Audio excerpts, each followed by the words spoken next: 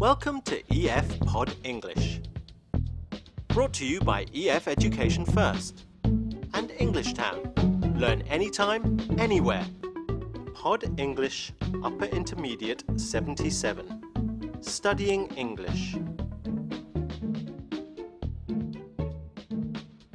In today's lesson, we're going to learn how to use linking words, also called discourse markers. We're going to look at using well and for example. Before we watch the movie, I'll teach you some vocabulary which may be new to you. For example, variations. We use this word when there is a slight difference between things of the same type. For example, there are many variations of the Chinese language. This means although there is one language, it may be different from place to place. Linguistics. This is the study of languages. Are you ready to watch the movie? An examiner is asking a student several questions about his study plans. Okay, let me start by asking you a little about yourself. Why are you studying English? Mainly because English allows me to communicate with people from all over the world. And I hope to study abroad and maybe even work in an English-speaking country one day. So, where do you hope to study? Well, I've applied to several places in the States and one in England. And what would you like to study? Well, I'm interested in reading, so maybe I'll study English literature.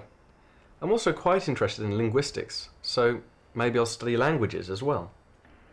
Okay, so you're interested in the different variations of English spoken around the world. Can you tell me some of the differences between American and British English? Well, for one example, the present perfect tense is less commonly used in American English. For example, a British speaker will say, "Have you eaten?" But an American speaker will say, "Did you eat?" Good. Can you think of anything else? Well, there are many variations in vocabulary. For example, Discourse markers such as well, for example, indicate what's coming next, and they connect ideas when we speak. They also give us a little bit of time to think. How does the student start his answer when the examiner asks, "What do you hope to study?" Let's watch again to see. well, I'm interested in reading, so maybe I'll study English literature. He says, "Well, I've always enjoyed reading, so I hope to study English literature." The student uses well to gain some time while he thinks of his answer. Let's look at another example from the movie. What does he do here? Well, for one example, the present perfect tense is less commonly used in American English. For example, a British speaker will say, "Have you eaten?" But an American speaker will say, "Did you eat?" The student answers the question and then wants to link his answer to more information. So he says, "For example."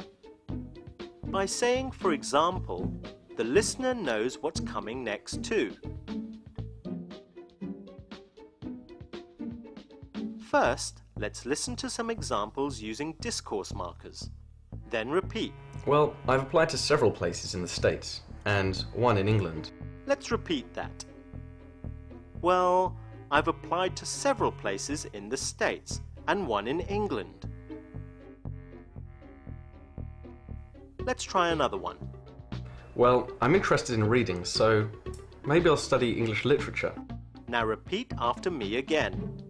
Well, I've always enjoyed reading, so I hope to study English literature. Well done. Today we've learned about two discourse markers. Well, for example. Join us again soon for another lesson. Bye.